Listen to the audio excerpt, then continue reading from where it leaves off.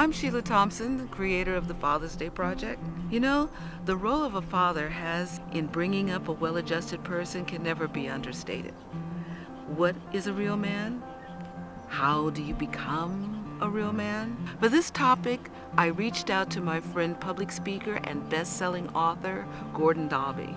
And now, I'm really excited here to introduce to you this 10-part video series with Gordon Dalbey and Warwick Marsh. Each video in the series speaks to a specific aspect of being a man and what a boy needs to become a man in order to raise his own children. If the words resonate with you, please share it with others. And thank you.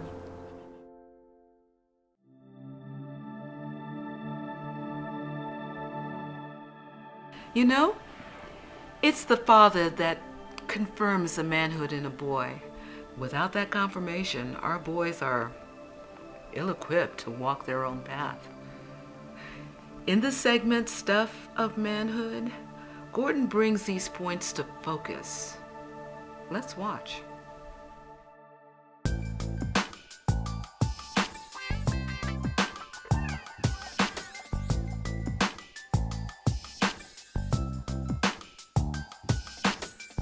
People are longing to be appreciated. People are longing to be wanted. People are longing, and I guess that was a sort of the scene in the '60s when you came back from Nigeria. You really wanted your dad to say, "Hey, son, I'm proud of you." Oh. Give you a big hug. We all did. And say, "Welcome home." Yeah, we didn't get it, and a whole generation of us was very angry.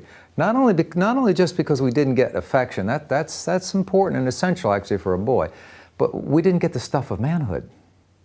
See, it's the father who confirms manhood in a boy. My son's 18 now, and he lifts weights and goes to his boxing class, and I always come back, boy, wow, look at those muscles, you're doing good. Or he does a good job on his English essay. I say, wow, you got some great insights there, son. And I encourage him. A father's job is to watch for what his child is doing, what God is doing in his child, and bless it. And I watch for what's happening, where his passion is, what he's into, and I bless it. And you can just see him straighten up when he receives that. Yeah. And I have to watch myself that I'm not jealous of my own son because he's getting what I never got.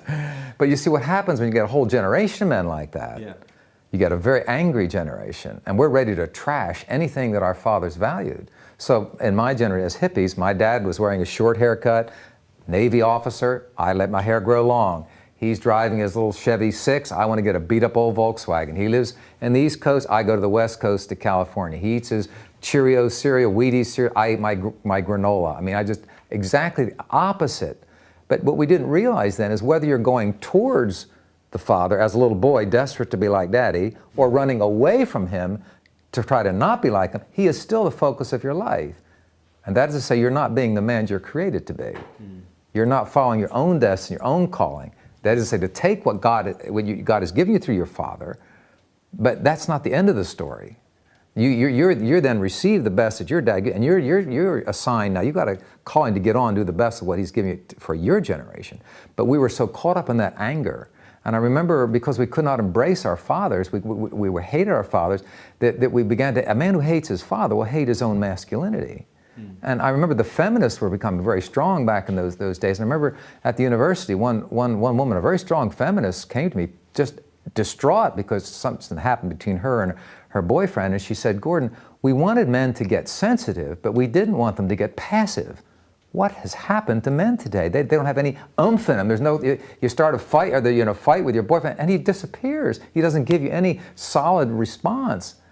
And I realized, wow, that's what's happened to us. We become passive because we have no active masculinity that we can embrace and affirm and want to be like. Because all we had set up from our father was a negative thing, and the feminists were reinforcing that. So where do we go? We try to be like women. We let our hair grow long. We try to be gentle, soft, tender, sweet, kind, and it doesn't work. Even the women are crying out, please, give us some strength, men. I remember once I was with a guy and his wife. I was counseling them, and they were at each other's throats. And I told him, I said, look, you guys, go to Disneyland. It was in Southern California. Just go and have some fun. They came back the next week, and they were just as angry as before, and I knew Mickey Mouse had not done the job. So I said, here we go. I said, okay, what happened? And the guy, Joe, his name was, not his real name. Oh, she was on my case. I didn't get out of the driveway. She's yelling at me and stop here, turn there. And I said, okay, you've had your 2 minutes of shouting at her. Now it's your turn, Sally. What do you say? I'm thinking, 50-50. And she looks at him, she looks at me, she sighs, and she says, it's true. I said, what do you mean it's true?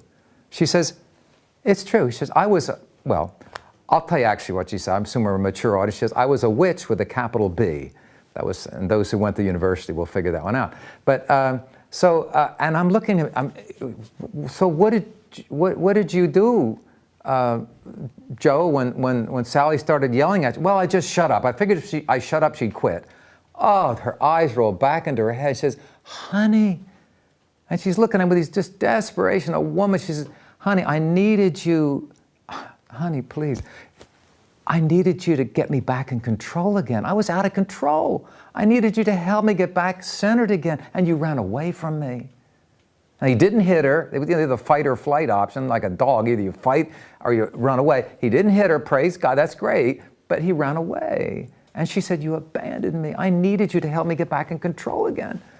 See, that's what happens when you don't have to guess what Joe's life was like as a boy with his dad. Mom and Dad would get in fights. Dad would say, I'm out here, go out to the bar. And Mom is furious now.